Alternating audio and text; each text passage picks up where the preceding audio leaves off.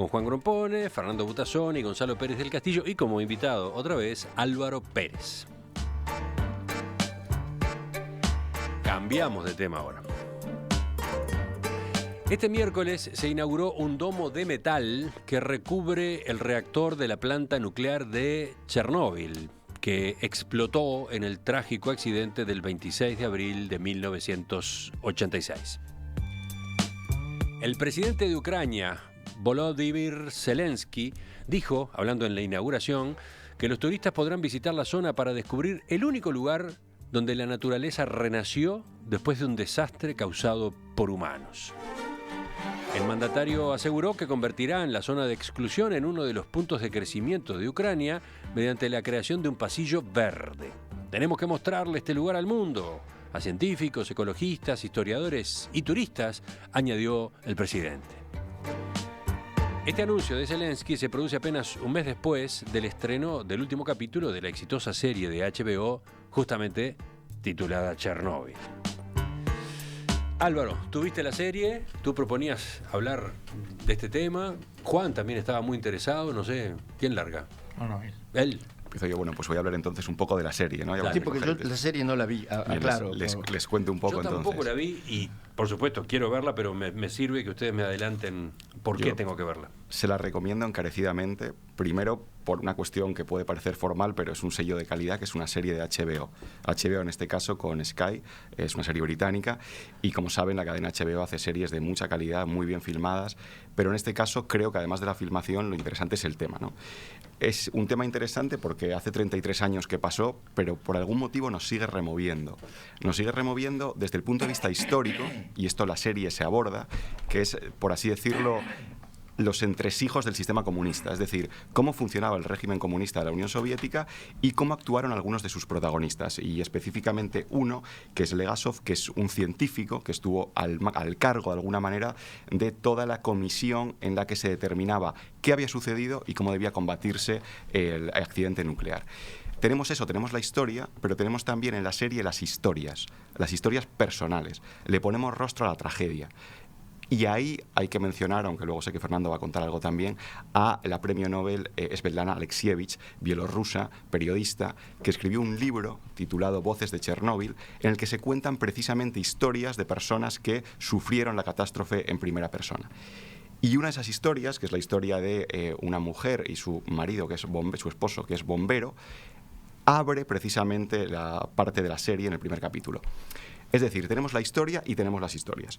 Creo que es una serie que vale la pena, y vale la pena porque lo que cuenta no es solamente la historia, no es solamente las historias, creo que tiene el mérito de reflejar una manera de ser. Es decir, un momento y una mentalidad que es la mentalidad soviética.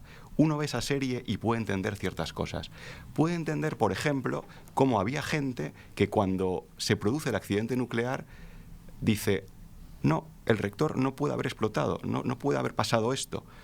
¿Por qué no puede haber pasado? Porque la Unión Soviética no comete errores. Y eso es reflejar una mentalidad y explicar cómo es posible todo lo que se derivó de esa catástrofe. Creo que la gran novedad y el gran mérito de esta serie es mostrar eso, cómo vivía la gente. Y también el gran mérito de la serie es mostrar cómo al final, como otras tantas veces, las personas que sacan adelante todo esto son los héroes anónimos. ¿Por qué creo, esta es una teoría, que esta serie ha impactado tanto también? Porque esos héroes lo que estaban consiguiendo era poner por delante la verdad. Y en estos tiempos de posverdad, en el que todo el mundo interpreta el mundo a su antojo, tener una serie de gente que defendía algo tan básico como son los hechos fue revolucionario, porque había gente que decía: la Unión Soviética está por encima de todo, incluso de los hechos. Y en ese contexto hubo personas que dieron su vida y personas que mostraron la verdad, en este caso, por ejemplo, a través de la ciencia. Por tanto, es una serie que vale la pena por su contenido y también por su narrativa, por cómo cuenta las historias y por cómo muestra esa mentalidad soviética. Juan. Bueno, a mí voy a decir que no me importa mucho la serie ni me importa mucho la URSS. Lo que sí me importa es la energía nuclear. Y quiero hacer acá una especie de manifiesto en contra de la energía nuclear. ¿Y por qué en contra de la energía nuclear? La energía nuclear es peligrosa, y es peligrosa porque concentra demasiada energía en un volumen muy pequeño. Cualquier accidente en una planta nuclear es un verdadero desastre. Es decir, y ha habido, Chernobyl es uno de los más notorios, pero ha habido muchos otros accidentes y la mayoría se tapan. Inclusive un tsunami, una pequeña olita en el Japón también provoca incidentes terribles en una planta nuclear. Ahora, ¿por qué? ¿Por qué pasa esto? Comparemos una planta nuclear con una represa como puede ser la de Rincón del Bonete, o para fijar una de las tantas represas que hay en nuestro país. Tal vez generan cantidades de energía más o menos comparable, o tal vez una represa genera menos energía que un reactor. Pero una represa es una obra de grandes dimensiones. Una falla en uno de sus muros, como han ocurrido fallas en algunos de sus muros, o en uno de los terraplenes de la represa, genera un hilito de agua que se pierde y que se advierte y que se advierte enseguida, y que hay semanas o meses para arreglarlo. En cambio, una falla en cualquiera de los elementos de un reactor hace que, por ejemplo, 2 segundos después explote, ¿no? Es decir, que el problema es la concentración de energía en un pequeño lugar. Esa es una primera razón, y es por la razón por la cual la producción de energía nuclear es muy peligrosa. Pero hay una segunda razón. La energía nuclear es la menos renovable de todas las energías. Cada vez que un átomo de uranio se desintegra, nunca más lo va a ver ningún ser humano en la vida, porque en realidad no va a ocurrir nunca más. Ese átomo se desintegró para siempre. Es decir, que no es la menos renovable de todas las energías. Hasta el petróleo es posible. Hasta el petróleo uno podría pensar que volvieran a aparecer los bosques y los dinosaurios, y dentro de unos millones de años se volvería a formar el petróleo. El uranio no. De modo que a mí me parece que no solo es muy peligrosa, sino que es la menos renovable de las energías, y es una cosa que tenemos que olvidarnos completamente. Porque precisamente en los usos de la energía nuclear para otras cosas, los usos de los reactores nucleares, para la investigación científica, para la medicina y para otras aplicaciones, es muy importante. Y me parece un disparate arruinar todo el uranio, el poco uranio que tiene el uranio y sus derivados que tiene la Tierra, para emplearlo en generar energía cuando se puede generar de maneras renovables. De modo que eso es lo que quiero. Flor de alegato, el de Juan, en una materia en la cual acá en Uruguay cada tanto se da la discusión, ¿no? Sí, por eso yo creo que es necesario insistir una y otra vez sobre el tema. Y coincidiendo, Juan, con posturas de gobiernos de países europeos, por ejemplo, que después de la crisis de Chernóbil han ido tomando medidas para salir de sus programas de energía nuclear, ¿no? Y pasando a otras formas de generación. Es bastante impactante eso, ¿no? ¿Cómo se hace para cerrar plantas nucleares? ¿Cómo se hace para dar marcha atrás en esta materia, ¿no? Sí, y para los residuos radioactivos y todo, en fin, todo lo demás. Seguimos. Bueno, yo estoy totalmente de acuerdo con Juan y estoy totalmente de acuerdo con Álvaro. Yo vi la serie, leí el libro también, y yo quería, porque se ha dado a partir de la serie un fenómeno que resulta increíble, ¿no?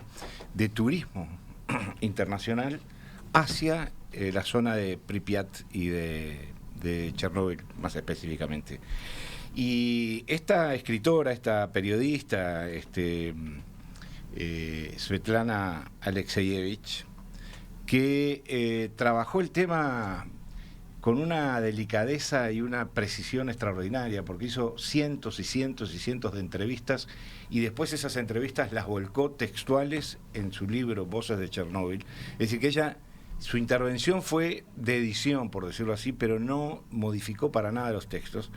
Termina su libro, que fue publicado hace muchísimos años ya, creo que como 20 años, en el que algún oyente me puede auxiliar para saber la fecha exacta de edición en ruso, porque fue publicado en ruso primero.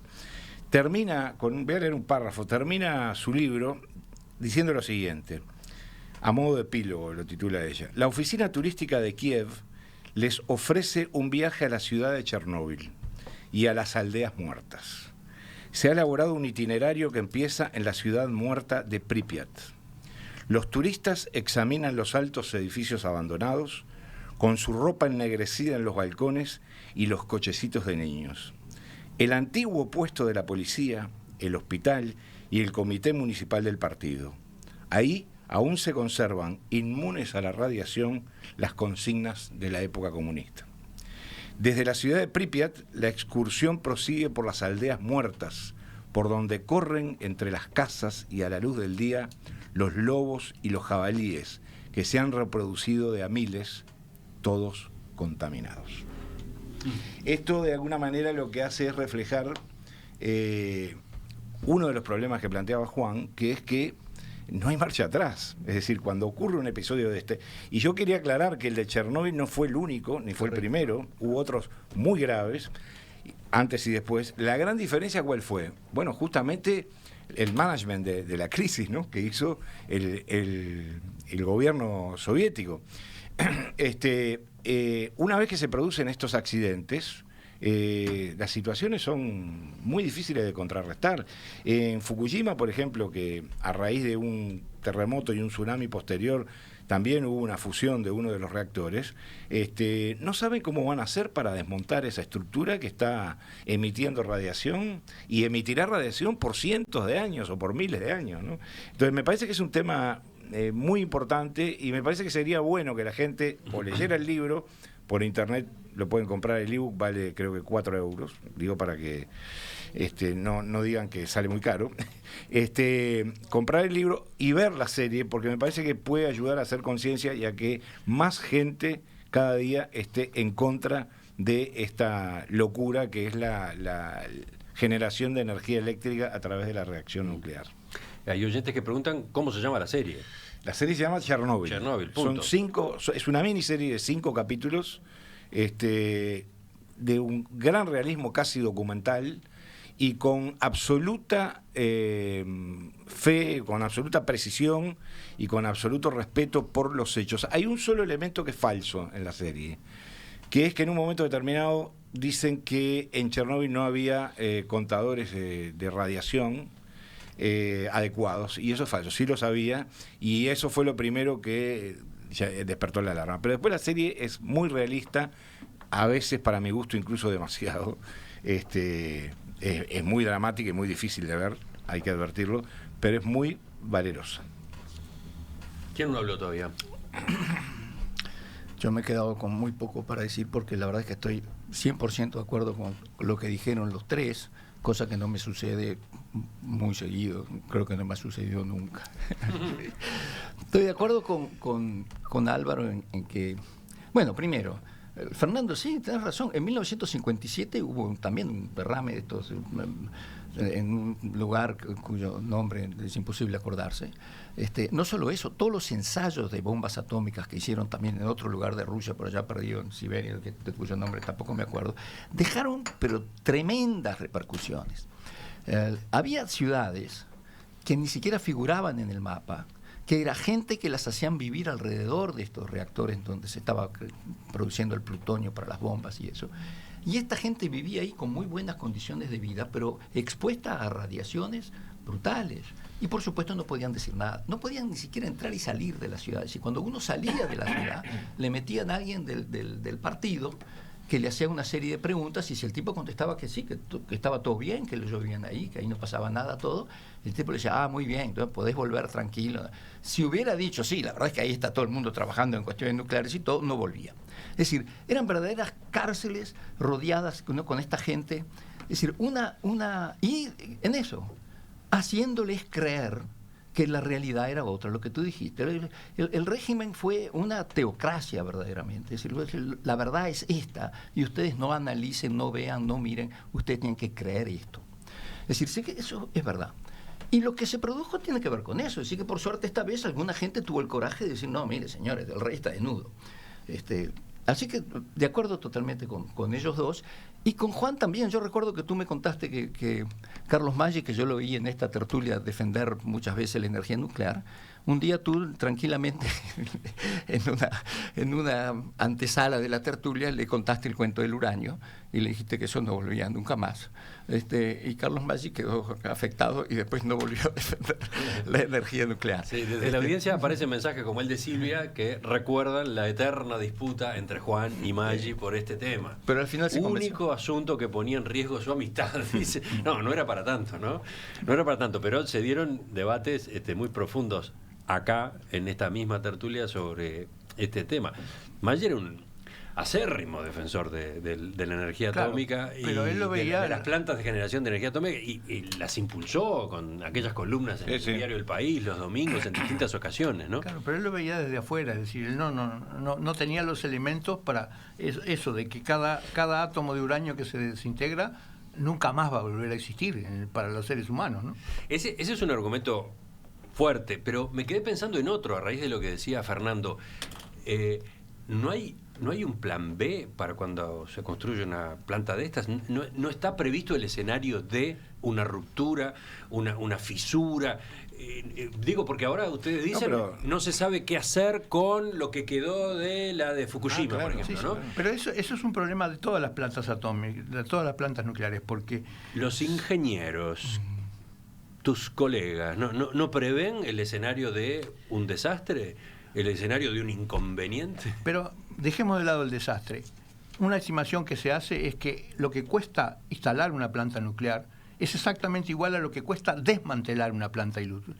Entonces, la planta tiene rendimientos aceptables porque se tiene en cuenta lo que cuesta instalarla, pero no lo que cuesta desinstalarla, porque eso multiplicaría por 2 los precios y haría absolutamente no rentable. Es decir, inclusive es una trampa mortal, un engaño. Digamos, sin accidentes, en algún momento hay que desmantelar esa planta, y eso es un problema igual al instalarla. Ese es otro buen punto, ¿no? Está escondido el costo de la desinstalación, pero también está escondido, por lo visto, también el costo de un problema, el costo de un percance. Ese sí que está escondido. Sí, y además no hay mayores medidas para eso, ¿no? Sí, pequeña.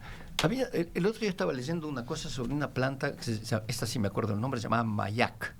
Y esta planta que producía plutonio, era para bombas, vertía sus desechos a los ríos, sí, alrededor de él. Con lo cual contaminó no solo todo el aire por las radiaciones, contaminó el agua, y la gente, después los animales tomaban esa agua, producían la leche, vos te tomabas esa leche que tenían. Digo, no es cierto que todas esas medidas que tú decís los ingenieros pueden tomar.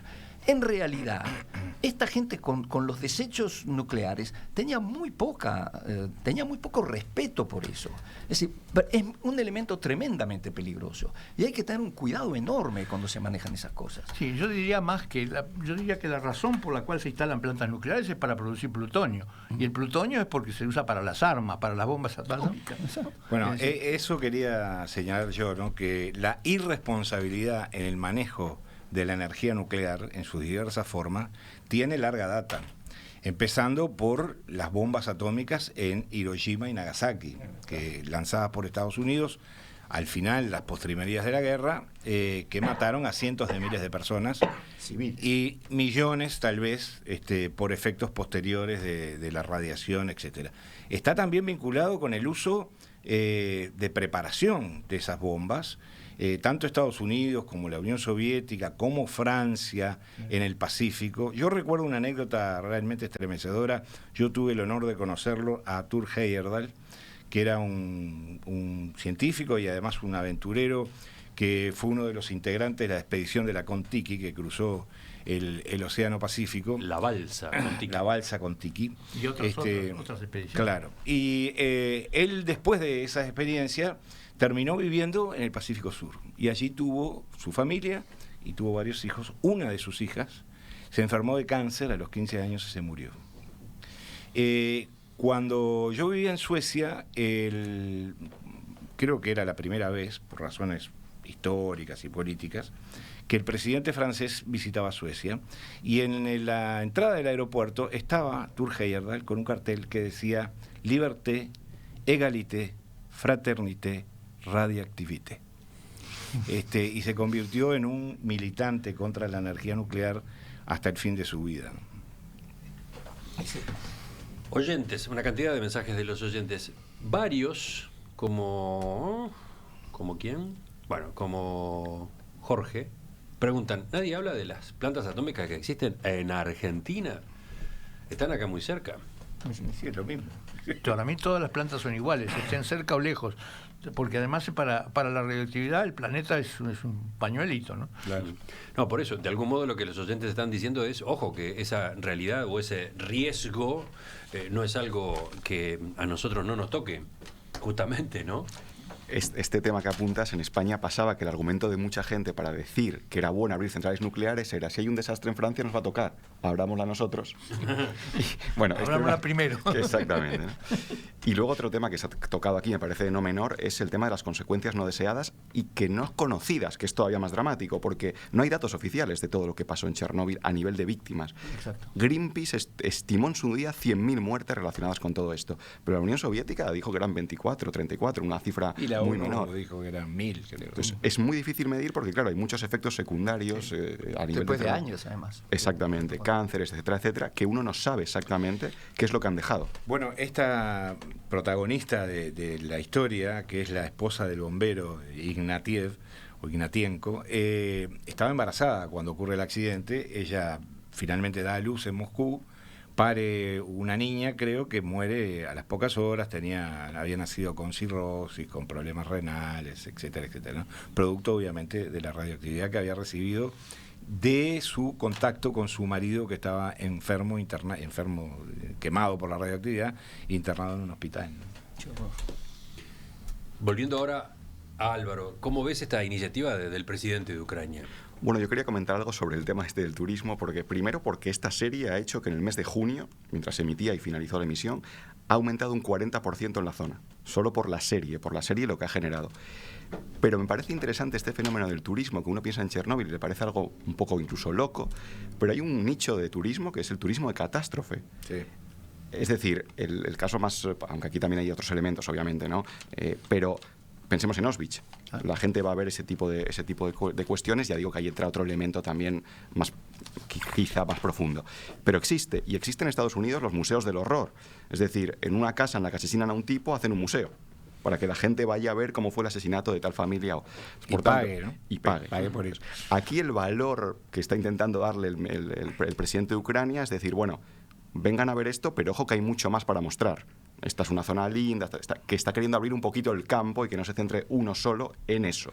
Ahora, hay un punto de morbo y de exhibicionismo en ir a una zona en la que sabes que ha pasado una gran tragedia y que ha muerto mucha gente. Por tanto, también hay una cosa ahí de la atracción por este tipo de fenómenos en el ser humano, ¿no? Hasta el punto de pagar miles de dólares. Hay circuitos ahora por $3.500 desde España para ir a visitar la zona. No es barato, además. Y la gente va. Azuki. Sí, sobre eso, yo creo que en el año, cuando se publicó el libro de Alexeyeva, que sigo sin recordar la fecha. 1997. 97, bueno, muchas gracias. O sea, hace 22 años. Desde ¿no? la audiencia te estaban ayudando también. Me distraje, tenía acá varios mensajes que te pasaban la fecha. Bueno, en el 97 ya se hablaba de que, lo plantea ella en el prefacio del libro, de que se iba a construir una especie de domo para proteger en los próximos años, decía ella, y costará alrededor de $700 millones. Terminó costando mucho más. Es una obra monumental. ¿Cómo pasa acá? ¿Cómo? Como pasa acá con las obras. Sí.